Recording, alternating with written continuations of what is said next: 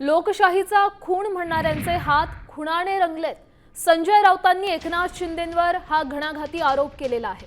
भाजपच्या मंत्र्यांनी रस्त्यावर चोपला असं देखील संजय राऊत म्हटले। सांगितलं तुमचे लोक तिकडे गेटवर थांबलेले आहेत अशी आमच्या लोकांनी माहिती दिलेली आहे। तर तुम्ही त्यांना सूचना द्या, इन्स्ट्रक्शन द्या की मतदान झाल्यानंतर तुम्हाला जी काही कार्यवाही करायची ती करू शकता तुम्ही, परंतु मतदानापासून वंचित ठेवणं हा गुन्हा आहे आणि मतदानापासून वंचित ठेवणं हा लोकशाहीचा खून आहे। जेव्हा जेव्हा लोकशाहीचा खून झाला आणि पोलिसांनी झुंडशाही केली, त्या सगळ्याचा केंद्रबिंदू हा विधिमंडळाच्याच इमारतीत आहे।